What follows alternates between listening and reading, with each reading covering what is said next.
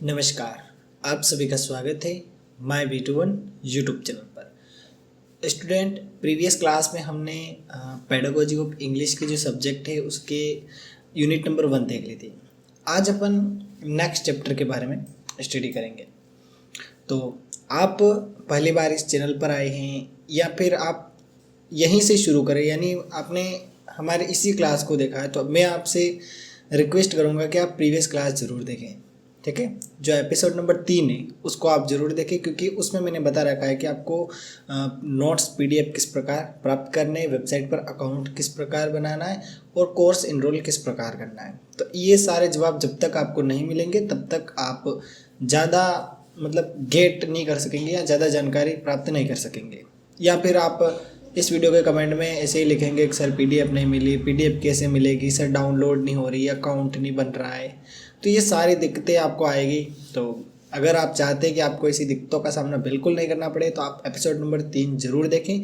उसमें मैंने आपको बता रखा है कि किस प्रकार आपको PDF डाउनलोड करनी है, और इसका जो वीडियो है एपिसोड नंबर 3 का वो यहाँ पर ऊपर मैं आई बटन में दे दूँगा। उसके अलावा इस वीडियो के डिस्क्रिप्शन में दे दूँगा, तो वहाँ जाके आप बड़ी आराम से उस वीडियो को देख लें। फिर वापस दोबारा आप एपिसोड नंबर 4 पर आएंगे तो बहुत ही ईजीली आप PDF डाउनलोड कर पाएंगे, और पहले जो पढ़ाया उसको समझकर आप ये समझेंगे तो आपके लिए पढ़ाई करना बहुत आसान हो जाएगा। ठीक है, तो अब शुरू करते हैं अपन जो भी आज का अपना चैप्टर है वो।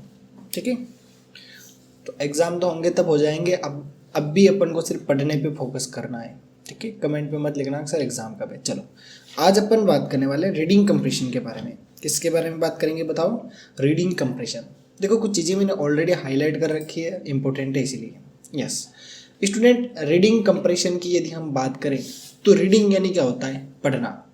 और अभी हम क्या कर रहे हैं? पढ़ रहे हैं। तो यही चीज़ है, इसमें ज़्यादा कुछ बड़ी और इम्पोर्टेंट चीज़ है नहीं है। बिल्कुल आसान सा चैप्टर होगा और बड़ी आसानी से मैं आपको याद करा दूंगा। यस, सबसे पहले लेसन का इंट्रोडक्शन ले लेते हैं। इंट्रोडक्शन में क्या दे रखा है? देखिए, बैंकॉन रिमार्क है ना, इसने स्टडी की और स्टडी में क्या कहा देखना। Reading make a full man. एक पूर्ण आदमी को यदि बनाना है तो उसके लिए रीडिंग बहुत ज़रूरी है। जब तक हम किसी चीज़ को पढ़ते नहीं है ना, या जैसे कोई किताब को भी अपन पढ़ रहे हैं तो जिसने भी वो किताब लिखी होती है उसके विचार अपन को अच्छे से समझ आते हैं। ये अपने लिए एक अच्छी बात होती है। जैसे यहाँ पर एक और चीज़ दे रखी है इसी से related, reading as an important activity in life, यानी कि अपना जो जीवन होता है उसमें रीडिंग बहुत ज़्यादा इंपॉर्टेंट है। ठीक है, अपन अच्छी अच्छी किताबें पढ़ सकते हैं, बहुत ही अच्छी। जैसे अपन कोई कहानी वाली किताब भी पढ़ रहे हैं तो उसकी अपन क्या करते हैं? रीडिंग करते हैं, और रीडिंग करने से हम उस स्टोरी को अच्छे से समझ पाते हैं। ठीक है, और एक बार जब स्टोरी को समझ लेते हैं तो फिर हमें बोला जाता है स्टोरी लिखो, तो हम 80% मैच्ड स्टोरी अपन क्या कर सकते हैं? लिख सकते हैं। क्लियर? और यदि हमें शैक्षणिक सफलता प्राप्त करनी है, यानी कि सरकारी नौकरी चाहिए या फिर प्राइवेट नौकरी चाहिए या फिर कुछ भी गवर्नमेंट सेक्टर में जाना है, या फिर अपना खुद का बिजनेस भी अगर अपने ओपन करना है, तो उसके लिए रीडिंग बहुत ज़्यादा ज़रूरी है। जब तक हम रीडिंग नहीं करते हैं तो हम किसी भी बिजनेस में या अपने एजुकेशन सिस्टम में भी ग्रो नहीं हो पाते हैं। ये बात ये कहना चाहता है। ठीक है, अब यहाँ पर बोल रहा है कि अधिकतर 2 टाइप की रीडिंग अक्सर देखी जाती है। पहली जो होती है वो इंटेंसिव होती है और दूसरी होती है एक्सटेंसिव।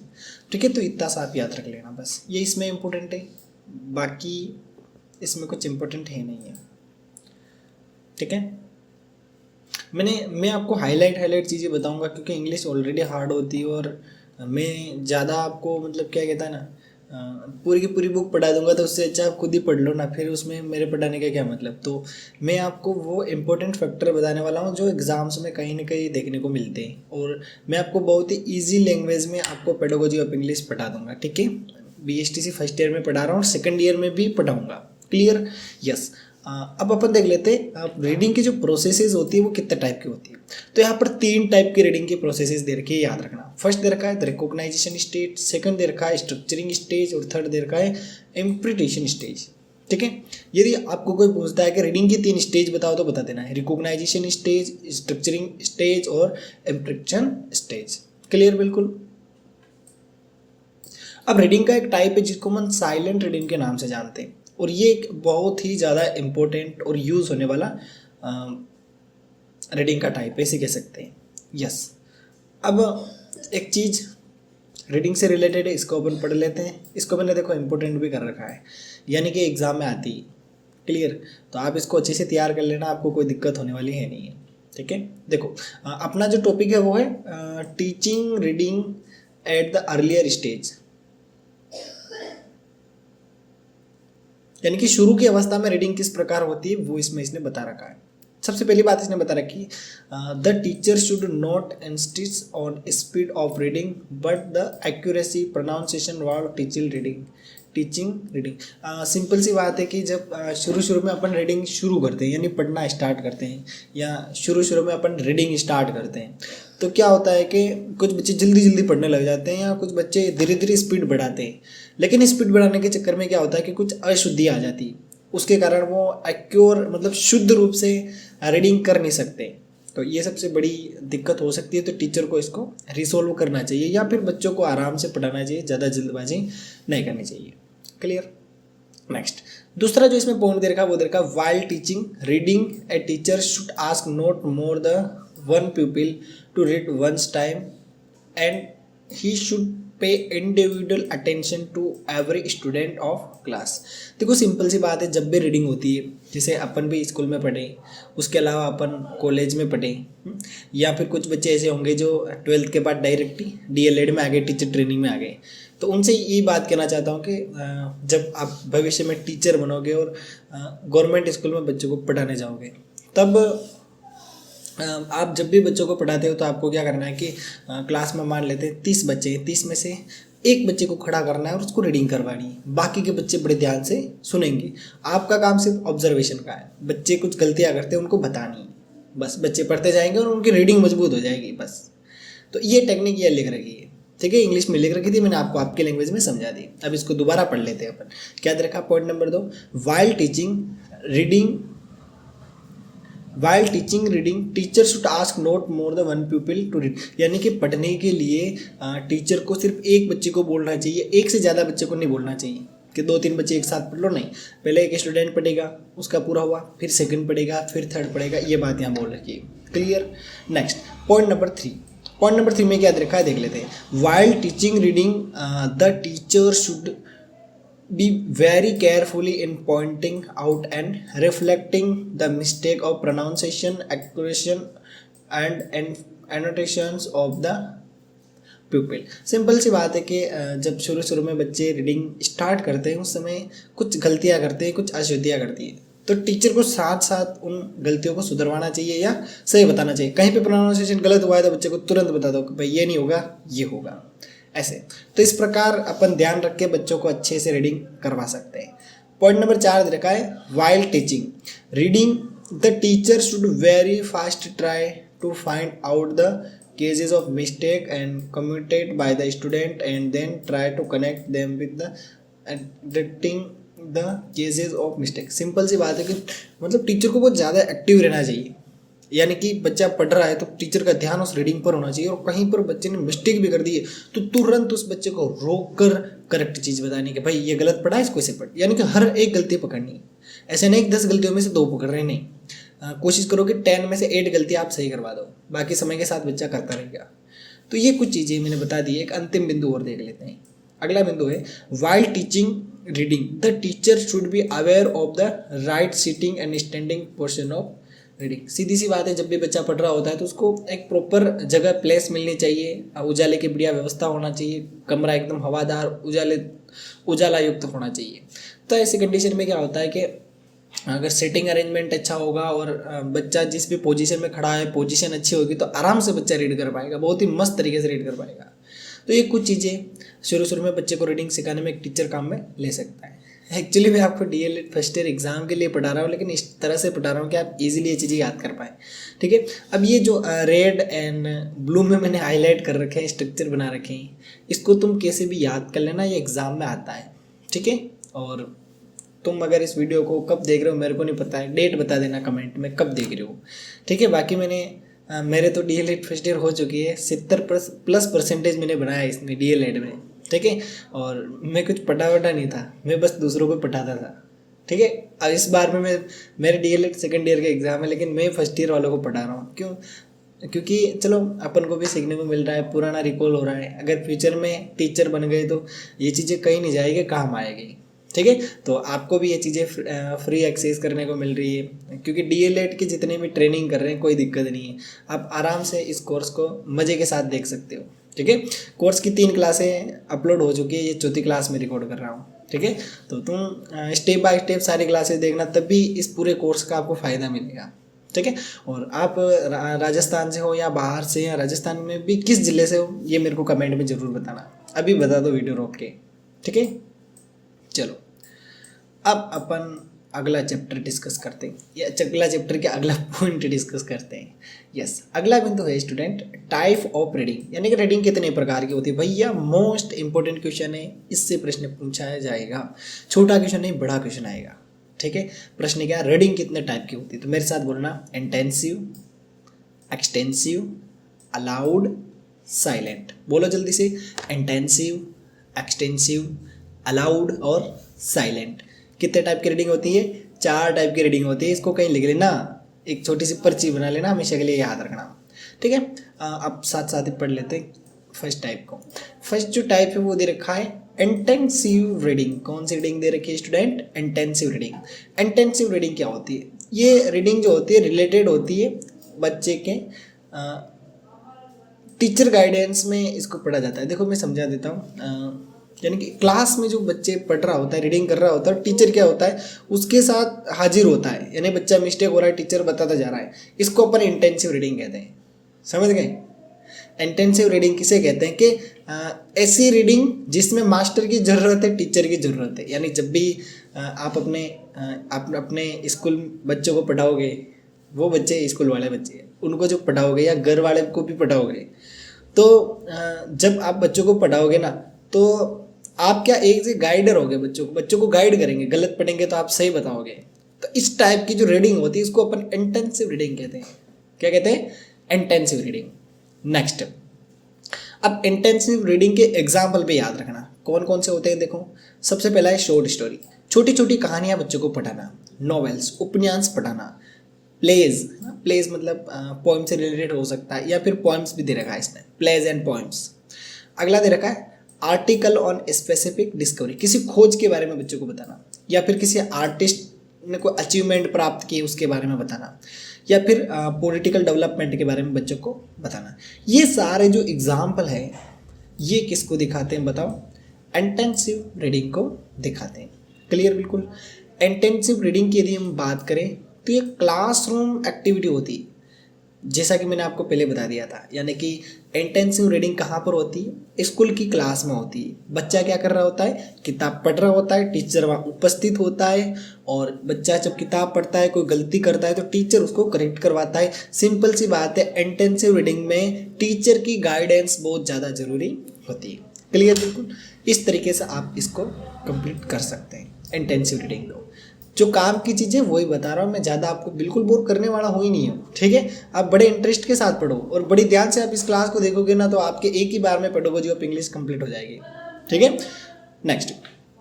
अब इंटेंसिव रीडिंग जो होती है इसकी कैरेक्टर की बात करें, यानी कि इसकी विशेषता कौन कौन सी है। सबसे पहली बात, जो भी लर्नर होता है उसकी वोकेबलरी डेवलप करती है, एक्टिव वोकेबलरी।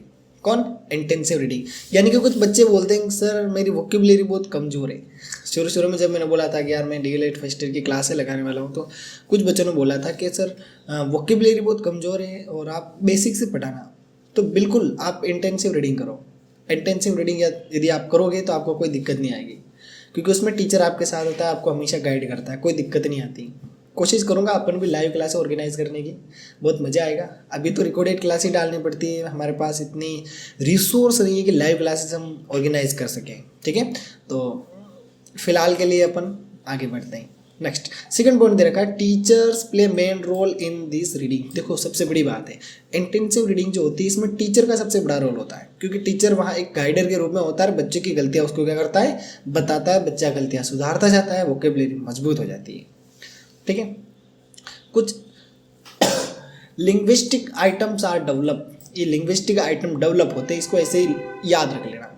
अब ये जो रीडिंग होती है ये लैंग्वेज का एक्टिव यूज़ सिखाती है। एक्टिव यूज़ यानी ये होता है कि नॉर्मली अपन किसी अदर पर्सन से इंग्लिश में बात करते हैं तो जो लैंग्वेज जो वर्ड्स यूज़ करते हैं वो अगर अपन को कहीं ना कहीं सीखने को मिलते हैं तो मिलते हैं सिर्फ इंटेंसिव रीडिंग से। क्लियर बिल्कुल। और इंटेंसिव रीडिंग जो होती है ये अलाउड होती है। अलाउड यानी आवाज़ कान में आती है ना, बच्चे ज़ोर से बोलेंगे मास्टर भी सुनेगा, तो इसको सिंपल सी बात कह सकते हैं कि अलाउड होती है। ठीक है, बस ये चीज़ दे रखी है। अब रीडिंग का सेकंड टाइप देख लेते हैं। सेकंड टाइप क्या बताओ, एक्सटेंसिव रीडिंग दे रखा है। कौन सा दे रखा है, एक्सटेंसिव रीडिंग। क्या दे रखा है देख लेते हैं। अब ये किसके लिए, देखो material for extensive reading will be selected at a lower level of difficulty than that for intensive reading. अब एक बात इसने बोल रखी है, इसने बोला है कि भाई इंटेंसिव रीडिंग थोड़ी कठिन होती है जबकि एक्सटेंसिव रीडिंग थोड़ी सी सरल होती है। ठीक है, इसका उद्देश्य ये होता है कि बच्चे को सिर्फ पढ़ना सिखाया जाए। इंग्लिश की किताब कैसे पढ़े, टूटे फूटे अक्षर पढ़ रहा है, कैसे बोल रहा है, बोल तो रहा है भाई, सही बात है ना। तो ये बात बच्चे को सिखाता है एक्सटेंसिव रीडिंग। क्लियर। स्टूडेंट को इसमें ट्रेन किया जाता है read directly and fluently in the target language of the enjoyment for enjoyment without the aid of teacher. अब एक्सटेंसिव रीडिंग में टीचर की ज़रूरत नहीं होती, बच्चों को सिर्फ एंजॉयमेंट के लिए पढ़ाया जाता है। जैसे छोटी क्लासेज जो होती है ना उसमें बच्चे को अपन याद कराते हैं twinkle tinkle little star, how I wonder what you are, याद करते हैं ना इसे। तो इससे क्या होता है, देखो बच्चे खुद याद कर लेते हैं ऐसे कुछ पोएम्स, यहाँ उनको उसका अर्थ पता नहीं कि टिंकल क्या होता है, स्टार क्या होता है जब छोटे होते हैं, तो वो सिर्फ उसको एक एंजॉय के लिए पढ़ते हैं। तो खुद ही मतलब बहुत ही अच्छे अच्छे पोएम्स वो सेल्फ याद कर लेते हैं। तो इसको अपन एक्सटेंसिव रीडिंग के नाम से जान सकते हैं। जैसे आपने भी बोली होगी Johnny Johnny yes papa eating sugar, no papa telling lies, no papa open your mouth, ha ha हा, है ना। तो ये चीज़ें आपने सुनी होगी। नेक्स्ट स्लाइड पर चलते हैं। चलो हाँ यहीं से पढ़ते हैं। अब एक्सटेंसिव रीडिंग का मैंने बता दिया है, कुछ इंपॉर्टेंट चीज़ें हाईलाइट की वही आपको अपने पेपर में लिखनी है। ठीक है, कैरेक्टराइज ऑफ एक्सटेंसिव रीडिंग यानी कि एक्सटेंसिव रीडिंग की कुछ गुण जो अपन यहाँ पे देख लेते हैं। सबसे पहली बात, it's help to learner develop the active vocabulary. यदि किसी बच्चे की एक्टिव वोकेबलरी मजबूत करनी यानी कि ऐसे शब्द जो डेली लाइफ में काम आते हैं वो बच्चे को सिखाने, तो उसके लिए एक्सटेंसिव रीडिंग मोस्ट ज़्यादा इंपॉर्टेंट है। नेक्स्ट है extensive reading is silent reading. बिल्कुल सही बात है, बच्चे मन में याद कर सकते हैं आराम से, बिल्कुल बिना होठ हिलाए याद कर सकते हैं, इसीलिए इसको साइलेंट रीडिंग का दर्जा भी दिया गया है। अब इसमें सब्जेक्ट मैटर करता है, कितना इंपॉर्टेंट है, मटेरियल कितना नहीं है।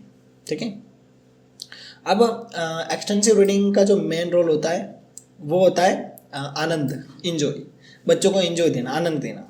ठीक है, और इसमें लर्नर का नॉलेज भी थोड़ा बहुत बढ़ सकता है, लेकिन रीडिंग उसकी अच्छी हो जाती है। ठीक है, और ये अच्छी हैबिट है, इसको भी बच्चों में डेवलप करना चाहिए। ठीक है, अब ये दूसरा टाइप मैंने बता दिया। अब बात करते हैं रीडिंग के तीसरे टाइप के। तीसरा टाइप है अलाउड रीडिंग। कौन सी रीडिंग, अलाउड रीडिंग। देख लेते हैं क्या बोल रहा है। Reading aloud also play important role in the teaching given in the primary level. यानी बच्चे जब छोटी कक्षा में होते हैं 1 से 5वीं तक, तब बच्चों को हमें हमेशा अलाउड रीडिंग करवानी चाहिए, क्योंकि इसमें जो स्टूडेंट होते हैं वो वर्ड प्रोनाउंसिएशन अच्छे से कर सकते हैं। तो इस प्रकार अपन इसको याद रख सकते हैं। कुछ रीजंस भी दे रखे हैं क्यों ये प्राइमरी लेवल पर यूज़ करनी चाहिए, तो ये आप अपने हिसाब से देख लें। बाकी रीडिंग को इंटरेस्टिंग कैसे बनाएं ये आप सेल्फ देख सकते हैं। अगला जो बिंदु वो देख लेते हैं अपन, advantage of aloud reading. Question आएगा यहाँ से, स्टार कर लेना, अलाउड रीडिंग वाला क्वेश्चन आ सकता है। तो यहाँ पर सबसे पहले आप याद रखना कि अलाउड रीडिंग के क्या क्या एडवांटेज।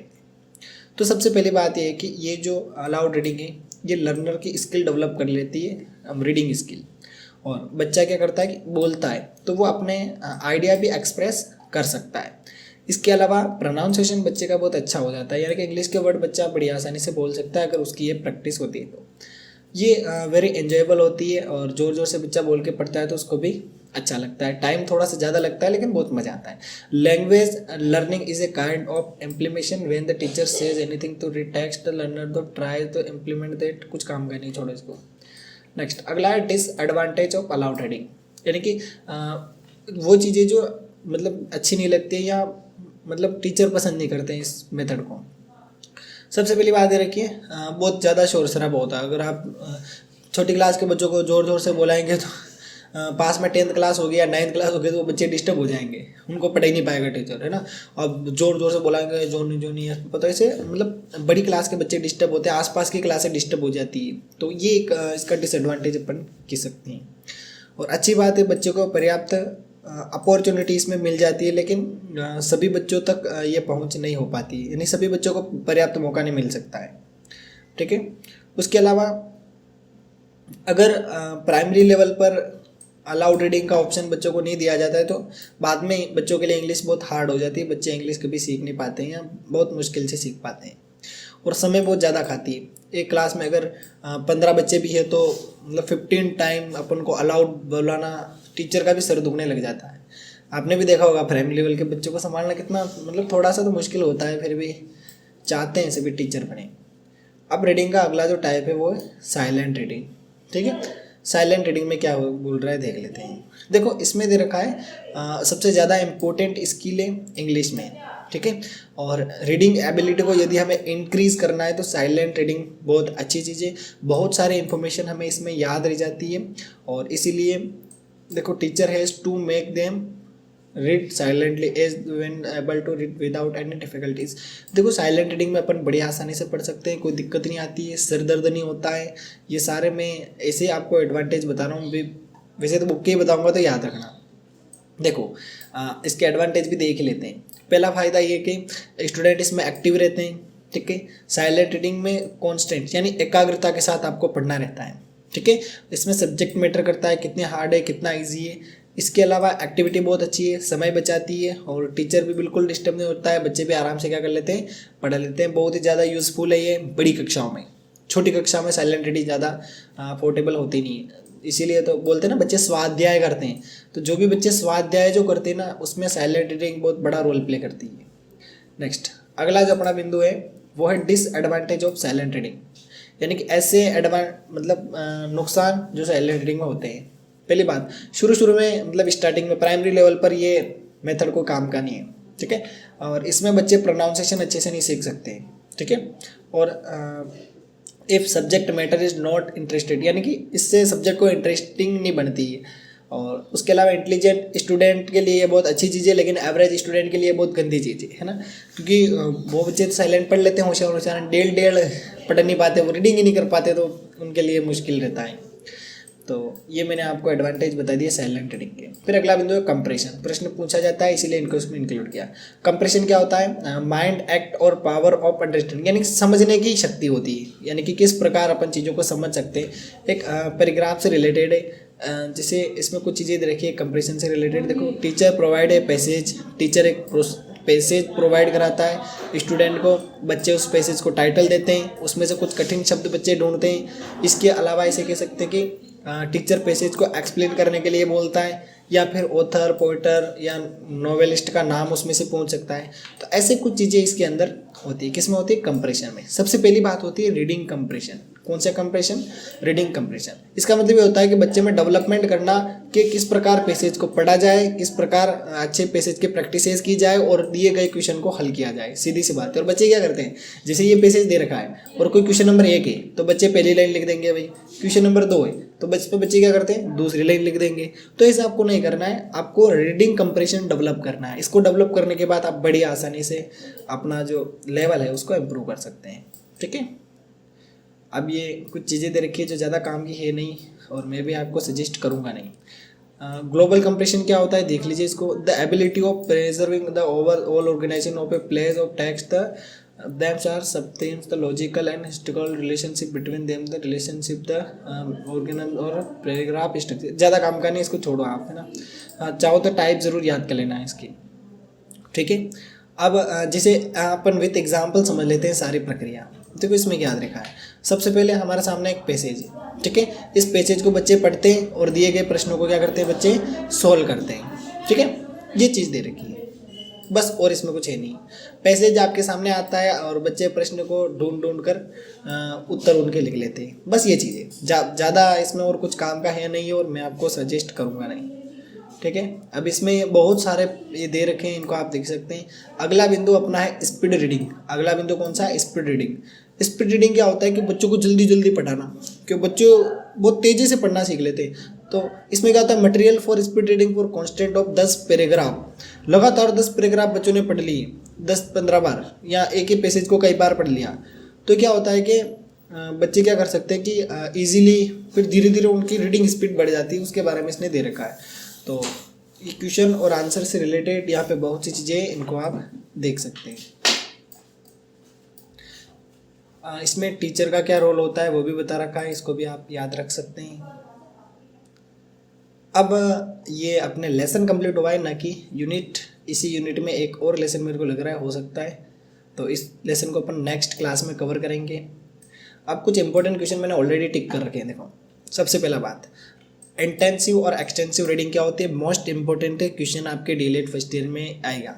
दूसरी बात, अलाउड रीडिंग क्या होती है, साइलेंट रीडिंग क्या होती है, आएगा। कुछ नहीं है, दोनों प्रश्न रीडिंग के 4 टाइप से मिलकर बनाए गए हैं।